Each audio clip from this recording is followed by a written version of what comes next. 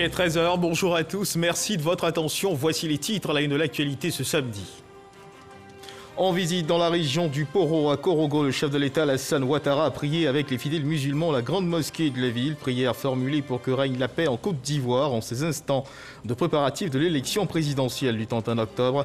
Des échos de l'échange qu'il a eu avec les cadres chefs coutumiers dans le cadre de cette visite. Le PEPFAR et le gouvernement américain octroient à la Côte d'Ivoire 120 millions de dollars pour renforcer la lutte contre le sida, pour remonter la pente. La pandémie à coronavirus ayant considérablement perturbé, mieux affecté les actions de lutte contre le VIH en Côte d'Ivoire. On en parle dans cette édition. Et puis au Mali, une autre otage, une ressortissante suisse, a été tuée par ses ravisseurs. La Suisse, son pays, l'a officiellement annoncé hier vendredi dans la soirée. Voilà pour l'essentiel. Oui, bonjour à tous. Il séjourne à Korogo depuis jeudi dernier. Le président de la République, Alassane Ouattara, est en visite familiale. Il s'est rendu à la grande mosquée de la ville pour accomplir la prière du vendredi avec l'ensemble des fidèles. Au terme de cette prière du vendredi, le chef de l'État a invité les imams à prier pour la paix et la stabilité de la Côte d'Ivoire. Il les a aussi appelés à prier pour un scrutin apaisé dans notre pays. Le chef de l'État a par ailleurs remis une enveloppe de 10 millions de francs CFA aux imams. Et toujours dans l'agenda du chef de l'État, plusieurs rencontres, dont celle avec les chefs traditionnels du Poro, de la Babou et du Tchologo. Les échanges ont essentiellement porté sur l'élection présidentielle du 31 octobre 2020. L'élection présidentielle du 31 octobre doit se tenir dans des conditions transparentes et apaisées pour une cohésion sociale renforcée et une paix durable. Le chef de l'État et ses hôtes sont unanimes sur cette position. Jérôme Kofi Abola. Environ 2 heures d'échange ce vendredi à Korogo entre le président de la République, Alassane Ouattara, et les cadres ainsi que les chefs traditionnels de la région des Savanes, à savoir le Poro, la Bagoué et le Tchologo. Même si tout est dit dans une ambiance comme en famille, le sujet qui les réunit ne mérite pas d'être pris à la légère en toutes circonstances, car il s'agit bien de l'élection présidentielle du 31 octobre 2020. C'est justement la raison qui amène des guides religieux présents à cette rencontre à rassurer le chef de l'État quant à la protection divine sur ce scrutin, pourvu qu'il se déroule dans un climat apaisé. Il en est de même pour le porte-parole des cadres, à l'instar de celui des chefs traditionnels, Koulibaly Brahima, d'assurer le président Alassane Ouattara du soutien de toute la région en vue de sa victoire à cette élection. Monsieur le Président, les cadres de la Bagoué, du Poro et du Tchologo sont là, devant vous, témoins de tout ce que vous avez réalisé, témoins de vos combats et des défis que vous avez toujours su relever. Nous laissons aux jeunes cadres et aux générations futures le soin d'écrire votre histoire et de perpétuer votre pensée. Pour ma part, Monsieur le Président, je pense que cette pensée est positive. Elle est belle, elle est magnifique, elle est lumineuse. Dans quelques jours, il y a un autre défi qui se dresse devant nous. Celui de l'élection présidentielle du 31 octobre 2020. Nous allons entrer dans chaque hameau, chaque village, chaque ville, pour vous ramener cette victoire digne du sacrifice de votre personne que vous avez accepté de faire pour votre pays.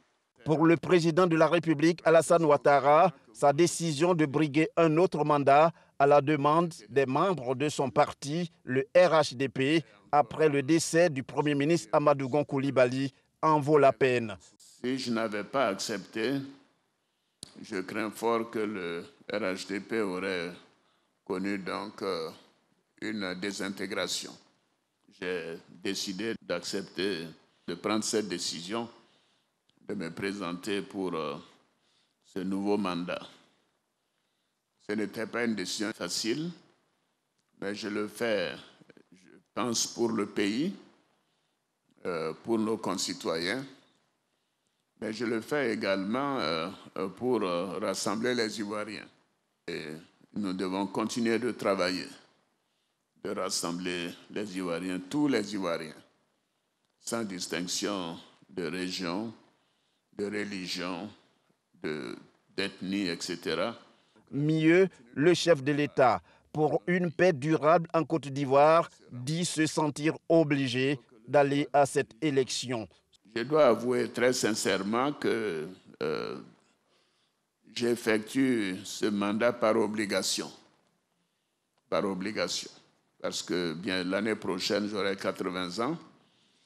Et ceux qui sont de ma génération, et certains sont là, doivent savoir que travailler 12 à 14 heures par jour, quand on a 80 ans, ce n'est pas facile. Et je le fais par obligation pour la stabilité de notre pays, pour la paix dans notre pays. C'est important de penser au futur et de penser à une génération de personnes qui sont attachées à la paix et qui sont attachées à la nécessité pour la Côte d'Ivoire de continuer dans la paix. Le président Alassane Ouattara s'est par la suite félicité de la bonne ambiance qui a prévalu au cours de cette rencontre. Il a remercié ses hôtes pour les présents qui lui ont offert sous plusieurs formes.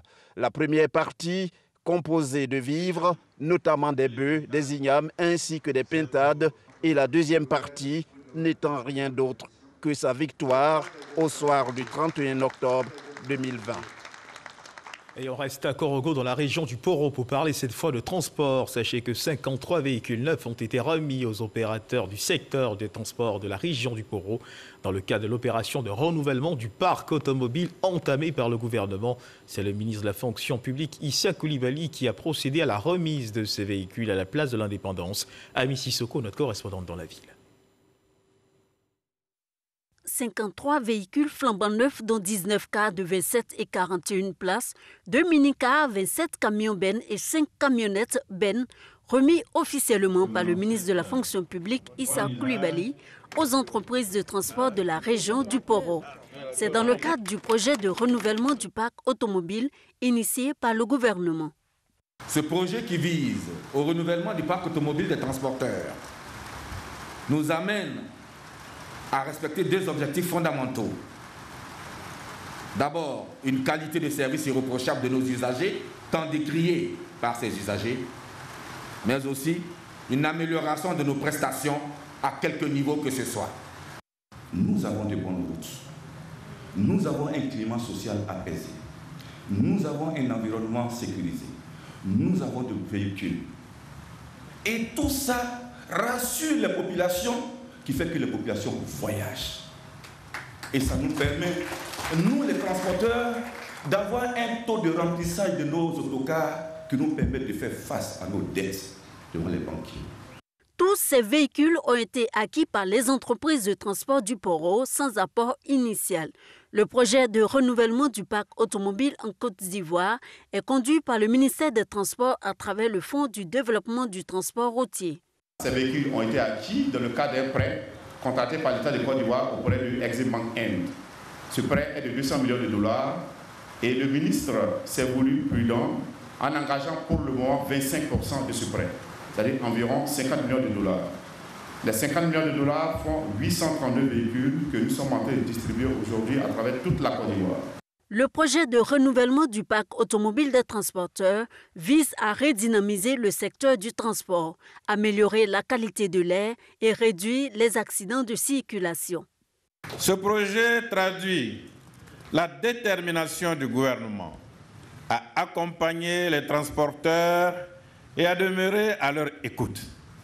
Il revient donc aux transporteurs de faire davantage de preuves de rigueur, de modernité et de discipline, conformément aux attentes du gouvernement. Les remboursements de ces véhicules se feront sur 4 ans pour les cars et 5 ans pour les camions bennes. À terme, ce sont 36 000 véhicules qui seront distribués aux entreprises de transport. 5 postes de service après-vente, dont un à Korogo, seront installés pour assurer l'entretien de ces véhicules. Et on parle toujours de transport, mais cette fois dans la région du Tchologo, où 13 véhicules, dans le cadre du Fonds de développement du transport routier, 6 ambulances pour une meilleure évacuation des patients ont été remis aux populations des régions du Tchologo. Ils ont été officiellement donc remis par les ministres Téné Birahima Ouattara et Adama Diawara. Cette action, il faut le rappeler, s'inscrit dans le cadre des efforts du gouvernement pour un mieux-être des populations. Kader Sogodogo. Le renouvellement du parc automobile dans le secteur des transports est désormais une réalité dans la région du Tchologo. Le ministère des Transports, à travers le Fonds de développement du transport routier, met à la disposition des transporteurs 13 véhicules dont 8 cars.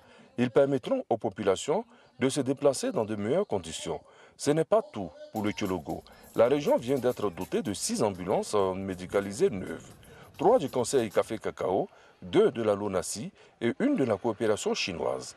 Des ambulances qui seront affectées aux centres de santé ruraux de Nafana, Kafolo et Kolon dans le département de Kong, Sepenegyoka et Lameka 2 dans le département de Fekese-Dougou et Kadar Vogo dans le département de Wangolo-Dougou. Extrêmement consciente des défis à relever en matière de sécurité routière, les autorités citoyennes ont entrepris depuis plusieurs années des actions, parmi lesquelles l'opération de renouvellement du parc automobile pour améliorer la mobilité des personnes et des biens. Des résultats heureux de votre gestion vigoureuse dépendra la disponibilité du gouvernement à contribuer davantage au développement et à la modernisation du transport routier. Des bénéficiaires qui n'ont pas voulu rester muets. Avec les efforts consentis par le gouvernement dans le secteur routier, ces nouveaux véhicules auront à coup sûr une longévité certaine. Pour l'heure, les ministres Téné Birahima Ouattara et Adama Diawara ont invité les bénéficiaires à faire bon usage des véhicules reçus. Et retour à Abidjan, mesdames et messieurs, où la commission électorale indépendante s'active dans le cadre des préparatifs de l'élection présidentielle. Les affiches et spécimens pour la présidentielle sont disponibles. La commission électorale indépendante, la CEI, a procédé à la remise de ces affiches et spécimens de bulletins de vote aux représentants des candidats. La cérémonie de remise a eu lieu au siège de la commission en charge des élections aux 2 plateaux. Témoin de cette remise, Sidonie Davila. 100 000 exemplaires d'affiches et 10 000 bulletins de vote pour chaque candidat. Les lots ont été remis aux représentants de candidats pour le scrutin présidentiel par la Commission électorale indépendante, CEI. La loi nous impose de vous remettre 100 000 affiches que vous-même vous pouvez compléter pour montrer à la ville et au monde que c'est moi qui suis candidat. Pour ne pas qu'il y ait dol. Le dol en droit, c'est de se tromper sur l'objet du contrat. Voilà pourquoi, pour éviter le dol, on impose au candidat de sortir de sa cagoule et de se faire identifier par le peuple, afin que lui, en mettant son bulletin, qui est l'expression de sa volonté de choisir, soit fait conformément à ce que lui-même il aura souhaité. Voilà pourquoi il est important que ces spécimens vous soient remis.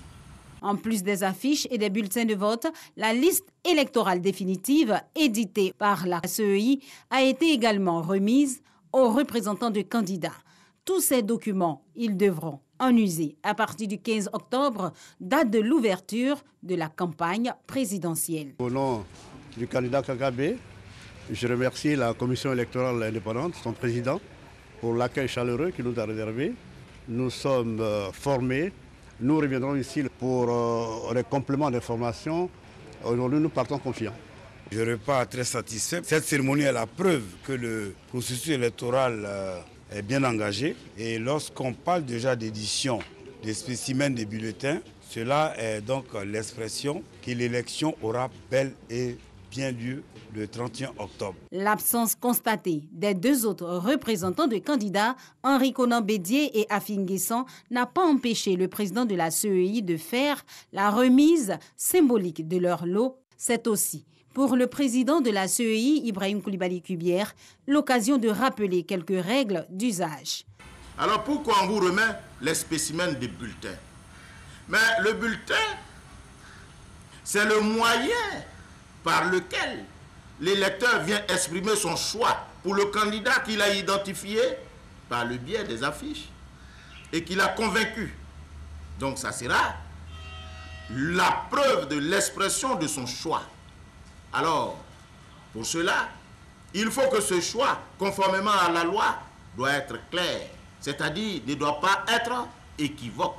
Mesdames et messieurs, représentants des candidats, vous avez pour mission de former la masse, non seulement à comprendre l'intérêt que vous lui portez, mais en même temps, comment exprimer son choix à votre profit le jour de l'élection.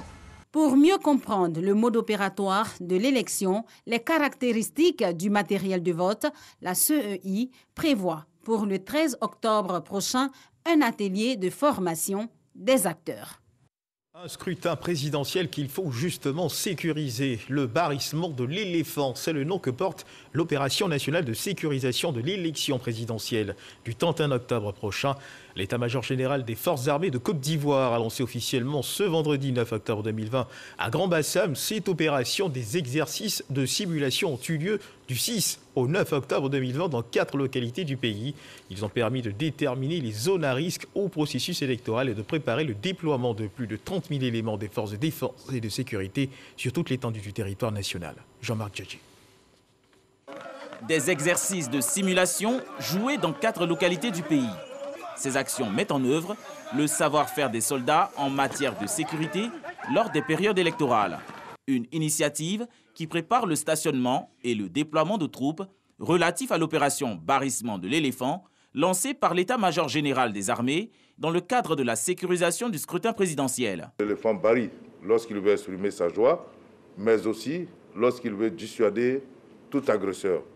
Le nom est donc choisi à propos, de sorte à rassurer les populations ou à dissuader tous ceux qui voudraient entraver le bon déroulement du processus électoral. Les forces armées se sont entretenues avec les populations et les élus locaux. Une action qui vise à identifier les lieux de vote de la CEI, les risques de conflit et rassurer les communautés. Nous avons dû organiser plusieurs exercices de simulation. Au nord, à Perkessédougou, à l'est, à Bonoukou, à l'ouest, à Gagnoua, et au sud, à Grand-Bassam. Ces exercices avaient pour but de créer, comme je l'indiquais tout à l'heure, une synergie avec tous les acteurs impliqués dans le processus électoral. Il s'agissait aussi pour nous de confronter notre ordre d'opération conçu avec les réalités du terrain. 34 339 éléments des forces de défense et de sécurité seront déployés sur toute l'étendue du territoire national. Le plan de sécurisation barrissement de l'éléphant, dirigé par le général Lassina Doumbia, chef d'état-major des armées, sera opérationnel du 15 octobre au 15 novembre 2020. Et on change de registre pour parler cette fois de santé. La pandémie à coronavirus a considérablement affecté les actions de lutte contre le VIH en Côte d'Ivoire. Pour assurer la continuité des soins des personnes vivant avec le VIH-Sida, le ministère de la Santé et de l'Hygiène publique, ses partenaires financiers techniques se sont retrouvés à Yamoussoukro. Le PEPFAR et le gouvernement américain octroient 120 millions de dollars pour renforcer la lutte contre le sida. Le directeur général de la Santé a traduit la gratitude du ministre Aka Awele et celle du gouvernement de Côte d'Ivoire au peuple américain. Soro Corona.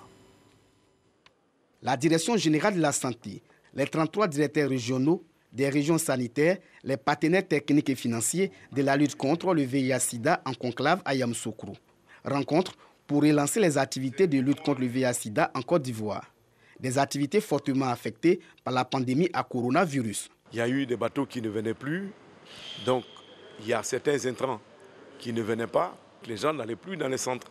Et donc le VIH faisant partie des activités des centres, effectivement, le niveau de fréquentation a baissé. Il y a eu le confinement d'Abidjan et celui qui était à Yamoussoukro, qui prenait ses médicaments à Abidjan, il était obligé d'utiliser des médicaments de Yamoussoukro pour lesquels il n'était pas prévu. Ces travaux de Yamoussoukro visent à faire l'état des lieux de la coordination des activités en vue de renforcer le suivi de la continuité des soins offerts aux personnes vivant avec le VIH-Sida. Pour consolider les acquis en matière de prise en charge des personnes vivant avec le VIH-Sida, le PEPFAR, principal financier du programme de lutte contre le sida en Côte d'Ivoire, octroie 120 millions de dollars. Un appui pour atteindre l'objectif des 3,95. Pour la COP 20, nous allons recevoir 120 millions de dollars. Cet argent doit nous permettre d'améliorer nos capacités de testing, nous permettre d'améliorer notre prise en charge.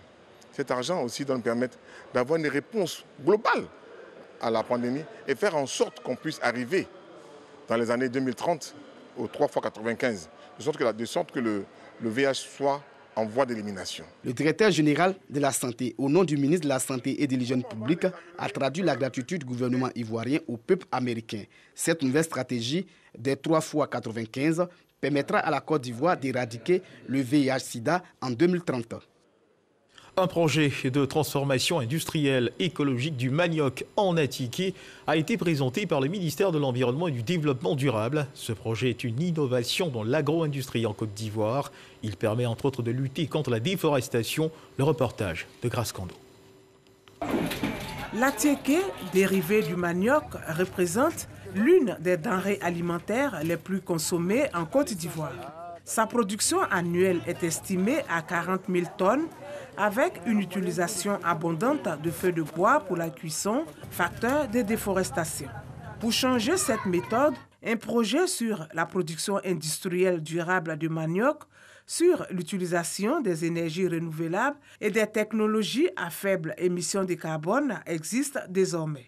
Ce projet va combiner à la fois la dimension climatique, mais également la dimension chaîne de valeur qui va permettre justement à apporter de la valeur ajoutée à la production d'Atiké, telle que fait actuellement de façon traditionnelle. L'idée, c'est d'abord de mettre en place une usine de transformation qui va utiliser comme combustible les déchets agricoles, les déchets de manioc là, qui seront transformés en énergie. Ce projet de transformation industrielle écologique du manioc en Atiké, une innovation dans l'agro-industrie en Côte d'Ivoire. C'est d'abord un projet initié par une femme qui a fait de l'invention, qui a maîtrisé la conservation d'un produit local de consommation de masse, l'Atiké.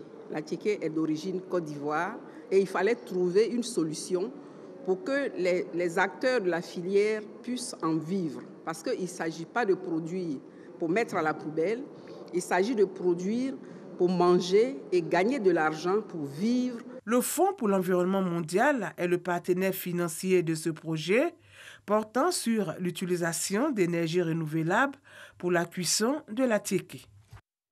Doter les zones agricoles reculées de moyens de communication modernes afin de permettre aux acteurs du secteur d'avoir accès aux informations du marché, procéder au reprofilage lourd des pistes villageoises pour faciliter l'écoulement des produits vivriers. Ce vaste programme en faveur du monde rural est mis en œuvre par le projet de solutions numériques pour le désenclavement en zone rurale de l'e-agriculture qui a obtenu un prêt de la Banque mondiale suite à un accord avec le gouvernement ivoirien. C'est à Grand Laou la semaine dernière que le prêt a été finalisé au cours d'un atelier. On retrouve Jean-Marc Djadji, notre reporter. À l'instar de Nguessan Akadje François, de nombreux planteurs en Côte d'Ivoire éprouvent d'énormes difficultés à évacuer leurs produits du fait des voies impraticables. L'absence de moyens de communication modernes isole davantage les agriculteurs qui n'ont pas accès aux informations des marchés pour planifier leurs activités, notamment dans le secteur vivrier. Pour répondre à ce besoin, l'État, à travers le ministère de l'économie numérique et de la Poste, en liaison avec le ministère de l'Agriculture et du Développement rural, a initié le projet de solutions numériques pour le désenclavement en zone rurale et l'e-agriculture. Objectif, accroître l'accès aux services numériques à haut débit afin d'améliorer la production agricole et l'accès au marché. Un projet multisectoriel d'une telle dimension ne peut se réaliser sans le support des pratiques environnementales et de la sauvegarde sociale aux normes internationales. C'est pourquoi, avant la réalisation physique des activités, plusieurs études environnementales et sociales sont effectuées sans ignorer la dimension genre. Une feuille de route est validée par les parties prenantes afin d'améliorer les volets environnementaux et sociaux du projet. Et puis sachez également que la Côte d'Ivoire engage des plans d'action pour assurer son autosuffisance.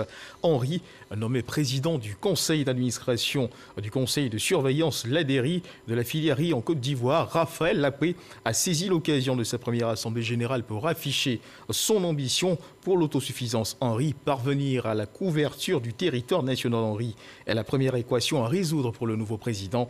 Il remplace à ce poste le ministre Gaoussou Touré, ministre de la promotion de la riziculture. On retrouve Didier Nguessan pour les détails. Le riz est l'une des denrées alimentaires les plus consommées en Côte d'Ivoire.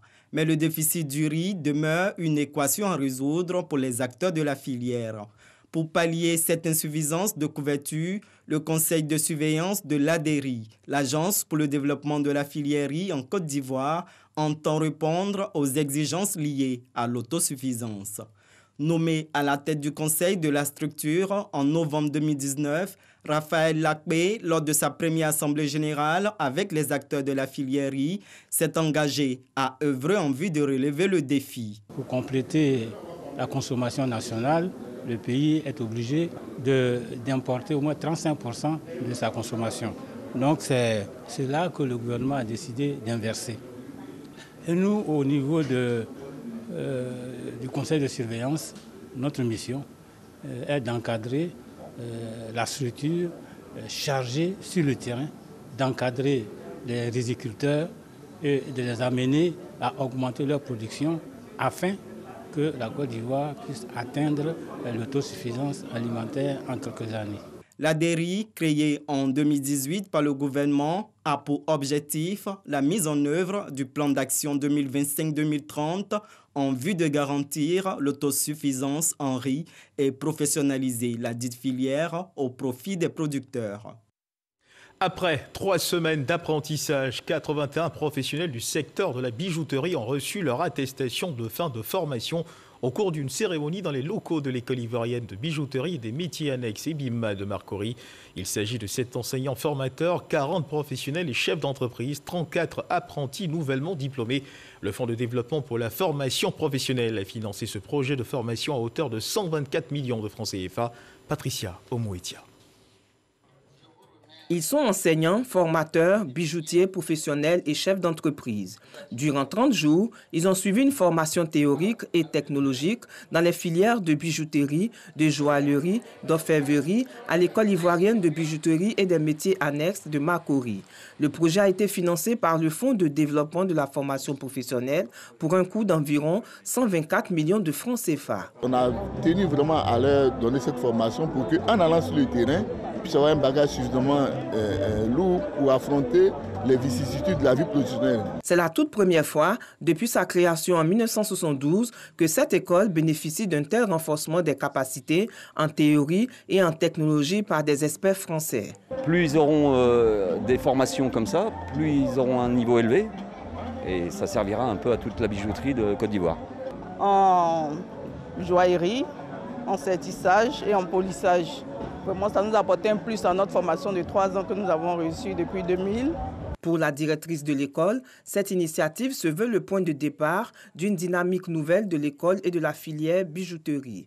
Le conseiller technique, représentant le secrétaire d'État, Brice Kwasi, a exhorté à pérenniser cette activité pour adapter la formation aux besoins des professionnels du secteur. Près de 80 professionnels de la bijouterie ont reçu une formation en sertissage, maquettis, polissage. Donc au terme de cette formation, les bijoutiers seront à même de pouvoir réaliser les bijoux répondant aux normes internationales. Il y a des structures étatiques qui sont chargées d'insérer les jeunes. Nous allons faire appel à ces institutions-là pour les prendre en charge et les accompagner dans l'insertion. Créée en 1972, l'école ivoirienne de bijouterie et des métiers annexes est une école qui a pour mission de former des jeunes filles et jeunes hommes au métier de la bijouterie et des métiers annexes. L'école compte 50 apprenants. Ils recevront à leur tour leur attestation de fin de formation dans 5 mois. Et puis au chapitre politique de cette édition, c'est aujourd'hui, samedi 10 octobre 2020, que l'opposition politique ivoirienne a appelé ses militants à se rassembler au stade Félix Houphouët-Boigny, situé dans la commune du Plateau, pour prendre part à un meeting pour afficher leur position sur la présidentielle du 31 octobre. Manifestation autorisée et encadrée par un dispositif de police et de gendarmerie pour prévenir tout débordement. Nous y reviendrons dans nos prochaines éditions. Sachez également que la direction régionale de campagne RHDP de Brofeu-Doumé sensibilise ses membres pour une présidentielle apaisée. Elle a organisé à cet effet un séminaire. On en sait plus avec Jean-Marc Tchadji. La présidentielle du 31 octobre doit se dérouler dans un climat apaisé. C'est du moins la volonté affichée par la direction régionale de campagne RHDP de Brofeu-Doumé dans la localité d'Anyama. Pour y arriver, les militants sont au séminaire afin d'être formés sur les éléments de langage qui n'attisent pas les tensions entre les communautés. Aller en campagne de façon apaisée mais de façon directe, en mettant en exergue les qualités de notre candidat, le travail et le bilan qu'il a abattu, afin qu'au soir du 31 octobre, conformément à notre slogan, on puisse gagner ces élections à un coup KO. Ne pas céder à des provocations, d'où qu'elles viennent, mais plutôt se focaliser sur la promotion du bilan du candidat du RHDP. C'est l'essentiel des instructions données aux militants RHDP de Brofodoumé. Et dans l'actualité internationale au Mali, sachez qu'une autre otage, une ressortissante suisse, a été tuée par ses ravisseurs. La Suisse l'a officiellement annoncé hier vendredi dans la soirée. Il s'agit d'une missionnaire d'une quarantaine d'années. Originaire de Bâle, elle a été enlevée il y a 4 ans à Tombouctou par un groupe lié à Al-Qaïda. Elle avait déjà été enlevée brièvement en 2012 lorsque la ville était tombée aux mains des djihadistes. Elle était apparue dans une vidéo de ses ravisseurs en 2017, visiblement affaiblie et amaigrie. C'est la fin de cette édition. Merci de nous avoir suivis et surtout n'oubliez pas de continuer d'observer les mesures barrières. La Covid-19 toujours dans nos murs. Tout a commencé vendredi matin quand un groupe d'hommes armés